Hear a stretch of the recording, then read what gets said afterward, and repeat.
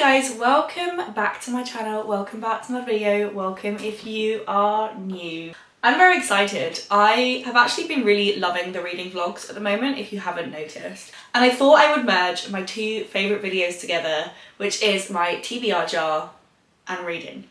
And I will merge picking books using the TBR prompts, but in a slightly different way. So this pile behind me here is the books on my monthly TBR that I'm yet to read, and then a book club book. So the monthly TBR books from June, which if you haven't watched that video, I will link it down below. The books that I have read are The Husbands, The Crimson Moth, and A Darker Shade of Magic. There are reading vlogs of me reading all three of these currently up on YouTube, which means the 5 books of my TBR and then the bonus book that I still need to read are, we have The Cloisters by Katie Hayes, we have The Reappearance of Rachel Price by Holly Jackson, Red Queen by Victoria Aveyard, Carrie Soto Is Back by Taylor Jenkins Reid, The Darkest Part of the Forest by Holly Black, and then this is my book club book, What a Way to Go by Bella Mackie. The way this is going to work is fairly simple, but it might sound quite complicated. I have my TBR prompts that I have used in the past but been keeping hold of in this little tray, she says as she drops one. I'm going to pick out a prompt, and any book that matches that prompt from these 6, we then eliminate until there's 1 book left. I'm going to do that 3 times to have 3 books to read in this video. And let's start. So let's pick book number 1. I'm going to pick this little yellow prompt up here. A book you bought at a charity shop, which means we remove anything we bought from the charity shop, and the only one that's in here is Carrie Soto Is Back by Taylor Jenkins Reid. I picked this up from a charity shop in London, so she can't be read, she's being eliminated, and we're left with the remaining 5. Random letter generator, so we're going to pick a random letter, and any book that starts with that letter gets removed. Generate random letter. So we've got P, so I'm going to remove anything where one letter in the title begins with a P. So, What a Way to Go is fine. Darkest Part of the Forest has a P. Red Queen is fine. The Reappearance of Rachel Price starts with a P. And then The Cloisters are fine. So we now have 3 options left. Let's pick another prompt. 5-star prediction. I would say these 2 authors, so Bella Mackie, Katie Hayes and Victoria Aveyard, are all new authors to me. So there's a little bit of unknown in here. But Red Queen, for me, because I've loved the book that everyone says is basically based on this book, I feel like I'm going to love this series. So to me, this is therefore a 5-star prediction. So I'm going to remove that from the pile, and we're left with What a Way to Go and The Cloisters by Katie Hayes. The longest book, so whatever book is longer, we remove. So, the longest book, The Cloisters, is 387 pages, while What a Way to Go is 370 pages. This one is slightly longer, so this one is being taken off the list, and we're left with the final book. So this is Bella Mackie's What a Way to Go. I'm gonna sneeze. This is what it says on the back of the book. Meet the Wistons, rich, powerful, morally bankrupt. Anthony is dead, his wife and 4 children each have a motive, and there's a true crime-obsessed outsider ready to expose the killer. With a family like this, who needs enemies? I feel like I've never read anything from this author, but it feels like she writes thrillers in such a fun and unique way, and I'm so excited to read this book. So this is book number 1. I will go off and read it, and I will let you know what I think. But I'm going to pick the next book, so I will see you guys in a bit. Welcome to my natural hair texture. I let my hair just like air dry, and we just accept it. We love her, we accept her, we ignore her. Anyway, I have made it to page 80 of this book, so about 20% of the way through. It's a really interesting concept. So for those of you who don't know about this book, because I didn't really know much about it before I went into it, it is a mystery thriller, but in like a really odd way. So there is a very rich family who live on what's affectionately called in the area Millionaire Row. So they are like mega wealthy. on his birthday, he ends up getting unalived by a lake. The family all kind of have motives as to why they would want him gone, but they hide it under a accident / potential S word. But the thing that's like really weird about this book, so you have, she's called the Sleuth, I think is what the book calls her. Yeah, the Sleuth, who is a online content creator who likes to solve crimes. So she is reading into it. So she's got a lot, she gives you a lot of the backstory. And then the book is also told from Olivia, who is the wife's point of view. But the majority of the book is from Anthony's point of view. And Anthony is the guy who died. And he's like in the afterlife watching himself, like watching his family try and work out what happened. And the way that it works in this book is you can't pass on to like the full afterlife until you've worked out why you died. And so therefore he's having to like, I don't know, like be a detective as a dead person who's like a ghost. It's really peculiar and I'm making it sound dreadful. I'm gonna sneeze. I thought I was gonna sneeze and I just didn't. I'm making it sound dreadful, but it's actually really good. Like I do find it a little bit peculiar. Like it's an interesting plot, but so far so good. As I said, I'm on page 80. We're still in setup. There's a lot of setup. Like there's a lot of setup in this book. We are still very much in the setup phase. So I think it's still too early to say whether I like it or not, but I'm enjoying it so far. It's an interesting twist on a traditional like thriller / crime book. So for that, I'm actually quite enjoying it, but we shall see. But yeah, so far 80 pages through. I've been reading this afternoon. And I will keep you posted on my next thoughts. Cheers. It is Tuesday. I bought a new bag yesterday. Here is she. I was going to a press night and I didn't want to take my entire rucksack with me, so I thought I would like bring a little bag like this and I'd just leave it in the office and it can be my little like press night bag when I don't want to take my entire rucksack, and it stores a book, which is the most important bit, let's face it. So the book that I am reading, as you guys know, is What a Way to Go. I've made it to page 230. I still couldn't tell you who's done it. No clue. I'm finding the writing style, I both kind of love it and find it really odd and not sure what to think about it. Like I'm so on the fence as to whether I hate this book or love this book. Like I don't know what to think. I feel like this is going to be one of those books that I'm going to need to finish and sit on. And book club is tomorrow. So I need to hurry up and read this so that I have some time to like consider it ahead of then. But yeah, we've got basically a very rich, wealthy family.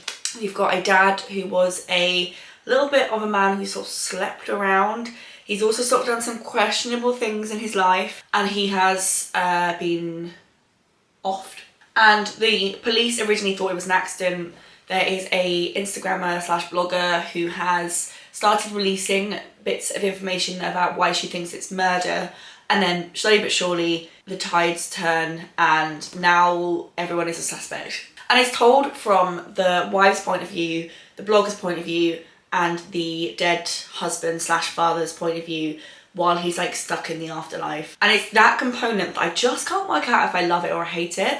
It kind of reads a little bit sometimes like he's still alive, and then they make some reference to him being in the afterlife and I'm like, wait, what?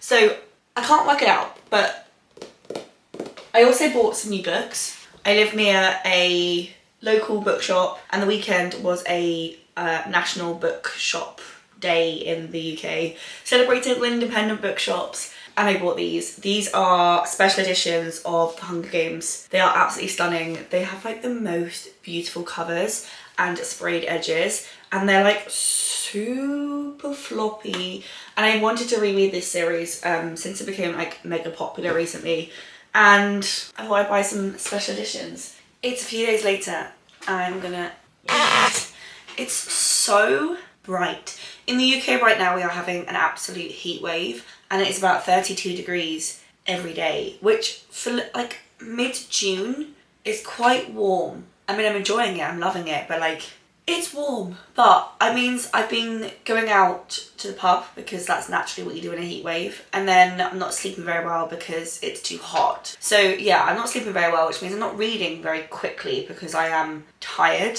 But I have finished What a Way to Go. We discussed it yesterday in book club, so it was fascinating to see everyone else's opinions, and I think we were all pretty much aligned. There were one or two people who felt kind of the opposite to us, but on the whole, aligned. So final verdict. I enjoyed the concept. The fact that you had the characters who had died kind of narrating from the afterlife was a definitely unique twist on a whodunit type book. I feel like apart from that, they didn't seem to follow any particular plot. Normally in a whodunit, you spend the entire book being led down this garden path of all these like little things that point you at one person, and I think they tried to do that with the wife, but like they didn't quite do it. They sort of like half committed to it. You then had like all of these horrifically unlikable characters, which I know it's fun, and like who doesn't like an unlikable character, but it felt like there was no one I could root for. Like there wasn't a single person that like I wanted to like stand behind. You had the most horrific father, who's the one who died.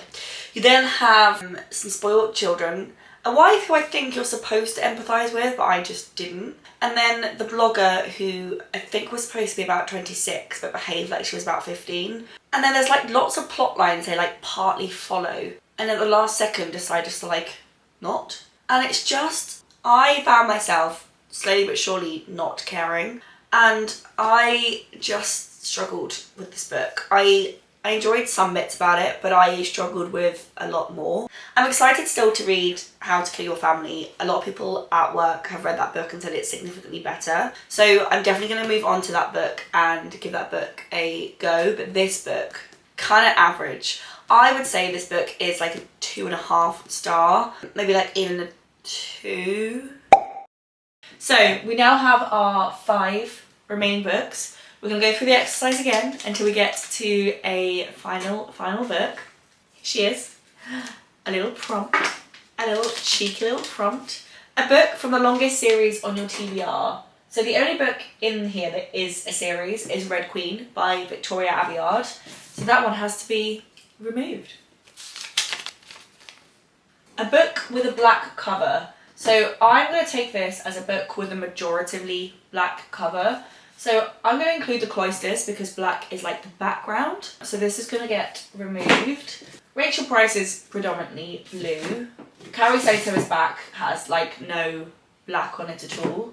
And then the darkest part of the forest. For the sake of whittling this down, I'm going to remove this. I would say it's primarily white, but the text is black, the outside is black.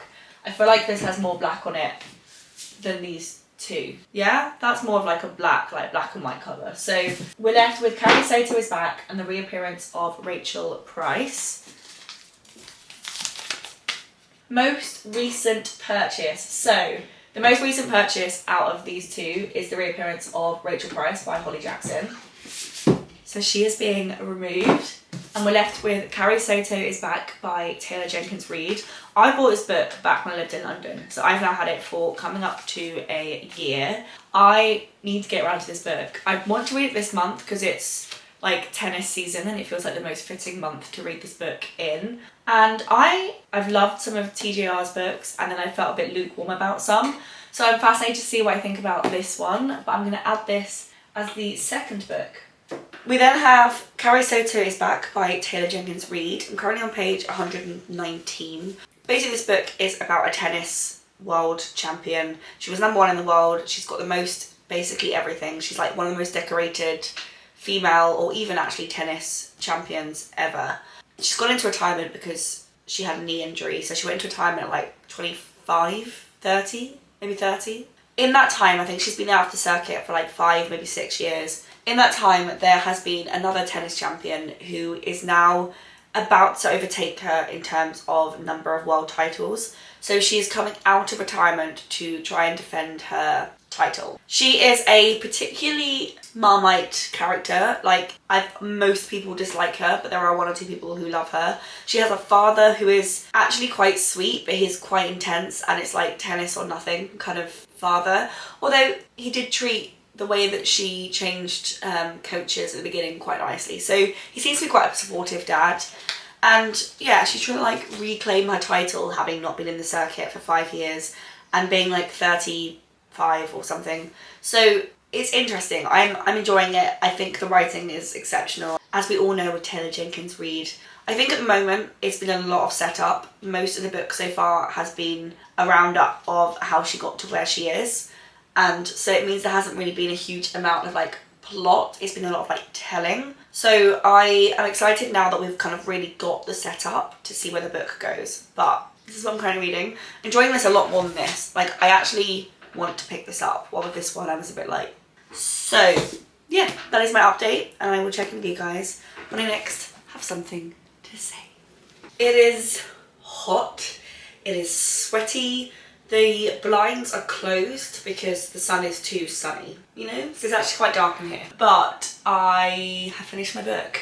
I was like barely touching it and barely reading it, and then suddenly last night I read like 2/3 of the book in one sitting. So I finished Carrie Soto Is Back. I have been so tired all week because of social plans paired with it's too hot at night when I try to go to bed. And it means I've like not really been reading much throughout the week. So I think last night I was probably on page like 120.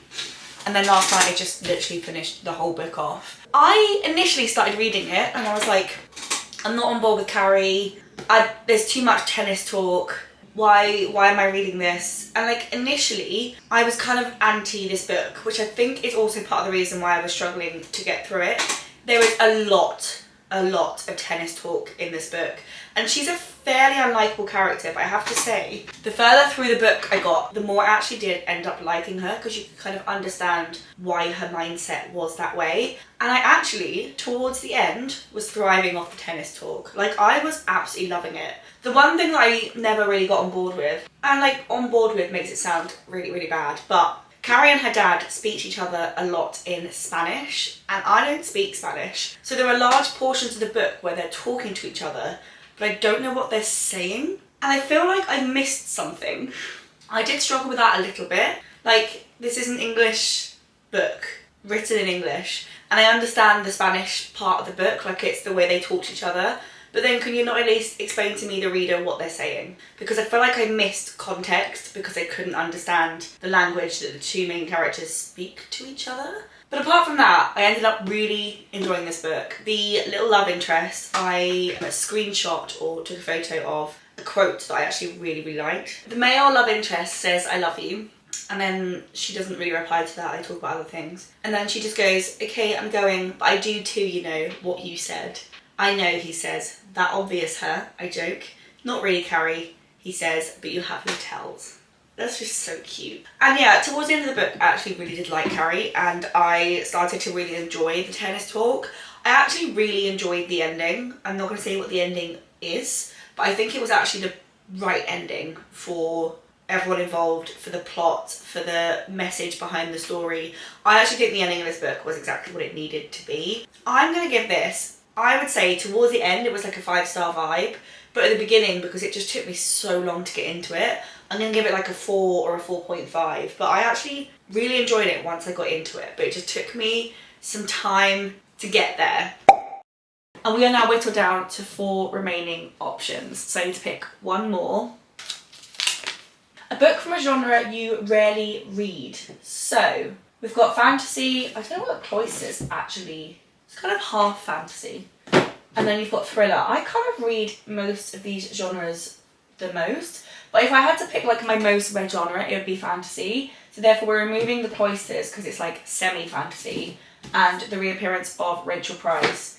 And we're remaining with like the 2 proper fantasy books. So this one I'm pretty sure is like fae folk.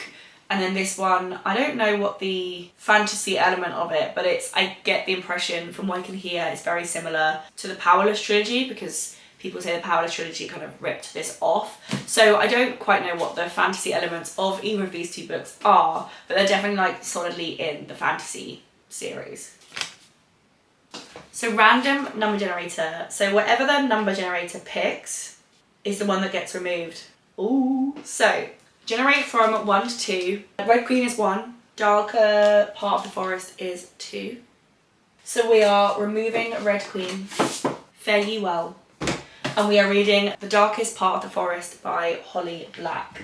So this one is set in the same world or like universe as the Cruel Prince trilogy and then the duology that comes after it, but it's like a whole new set of characters. So I'm excited because I actually enjoyed the Cruel Prince trilogy. I didn't love it as much as I think some people do, but I enjoyed it. I struggled with the Stolen Heir duology, like I kind of struggled with that a little bit, but I really enjoy the world and I'm excited to read something new from this author. So that is the third option. I feel like these books are quite easy to read. It's also a nice floppy book, which we love. Today is Saturday. It is Saturday the 21st of June. I have quite a busy weekend this weekend with social plans, with bits to do. So I think this will be the book I read kind of in and amongst all of those things. And I'm excited to see what I think. It is so much later that I have got dressed because I have overheated, had a shower and started again. It's 30 degrees in the UK, like it is so hot, and it's not even sunny, like it's 30 degrees and cloudy, so it's just like really close and really unpleasant. I have a friend who's trying to get on a train down to where we live and he's struggling because all the trains are cancelled because it's too hot. Because that's how bad 30 degrees is in the UK, but let's not get into that. I've been reading The Darkest Part of the Forest and I'm currently on page 134. It does still feel like the book hasn't really started yet. We have a brother and sister who are quite close and they are obsessed with this like fairy prince who's like kept in this, almost like a Sleeping Beauty style, what do they call it? A cage? No, cage isn't the right word. Coffin. In a glass coffin. And there's like fairies and humans live side by side. There's a fairy son who's like been adopted by a human family. So like fairies are well known. People know of them. They're quite content with them being there. But yeah, there's this prince who's been in a glass coffin and the whole town is like slightly obsessed. The main character, Hazel, she wakes up one morning and her like feet are covered in mud and she has no recollection of what happened that night, and the prince has woken up. And the first interaction with the prince is like a bit weird, and that's kind of as far as we've got in 150 pages. And it's not necessarily like you're setting up a complicated world because there's not particularly magic in the same way. I mean, she's given up, I think 7 or 6 years of her life for, I don't quite remember what, and he has been gifted the skill of being like exceptionally good at instruments. I'm not really following it, like I am, but I'm feeling similar to this, how I felt to the other Holly Black books. Like a really quick, easy read, the vibes are fun. I'm struggling a bit with the plot and I'm struggling to kind of work out where it's going. So yeah, I'm about halfway through and I will keep going. But at the moment I'm a bit like, yeah. British summer is over. It was a heat wave for 10 days. We all moaned a lot and now it's cold. So summer's done. I'm sure it'll be warm again at some point soon, but it is now Sunday, it's the next day, and as I said, the heat is broken, so we're back inside reading today. I've made it to page 255, so I think I've got about 80 pages left. I would say I'm having a good time. I'm enjoying the book. It's reading a little bit young. I do think Holly Black fits into the YA author genre, at least her characters are of that age, and it does feel a little bit young, but the vibes are great. It feels like a cozy fantasy but with high stakes, which I know is like the complete opposite of the definition of cozy fantasy, but it's like that similar type of vibe, if you understand what I'm saying. So it's escalated somewhat since I last spoke to you, and I don't really want to tell you what happened because I don't want to ruin the plot of the book. We've gone slowly but surely beyond just this boy or young prince waking up from his glass coffin and everyone trying to find him. We've now got like the main character, Hazel, is also like, she made a deal, which I've now worked out what happened, and like the consequences of that deal are now linking up with the prince who's woken up, and it links to the brother and there's quite a lot of, well, there's not loads, but there's like a good amount of LGBTQIA representation in this book. Like, not fully, but like there are gay relationships, and it's just kind of said in such like a, not like a blasé way, but it's not like laboured, like it's just, oh, he's gay, which I really, really like. I just enjoy that it's just like a fact of a character rather than like a whole serious like reawakening or plot line. But yeah, I am enjoying it. I would say at the moment it's sitting at around a 4 stars. There's just something about Holly Black's writing that I think is really easy to read, and it's really bingeable, and it's really just like effortless, but it reads a little bit young. And that's kind of the vibe that I've got with this author. The print is up on the wall. That's fun. So the room is slowly but surely coming together. I still need to repaint it at some point, but that's like a later job. But I just finished The Darkest Part of the Forest by Holly Black. I actually really enjoyed the ending. I honestly think Holly Black writes some solid endings. I still feel in the kind of 4-star realm. It did read, for most of the book, a little bit YA. There were also certain points where I got a little bit bored, but the writing, I actually enjoyed the plot that I enjoyed. I enjoyed the uniqueness of the plot and the fact that it was a little bit different. And yeah, there's a lot of things to love about this book. It just read a little bit YA, which is why I'm going to give it 4 stars. So we have finished the reading of this video with What a Way to Go by Bella Mackie, Carrie Soto Is Back by Taylor Jenkins Reid, and The Darkest Part of the Forest by Holly Black. And we're classing this reading vlog as done. So, of my monthly TBR, it's currently the 22nd of June, so I have about a week left. I've got 3 books left to read, which is very achievable. The books I have left are Red Queen, The Cloisters, and The Reappearance of Rachel Price. So those are what I'm going to go on to next. But yeah, I really hope you guys enjoyed. If you did, give this video a thumbs up, click subscribe, leave a comment on what video you'd like to see me do next, and I will see you guys in my next one. Bye!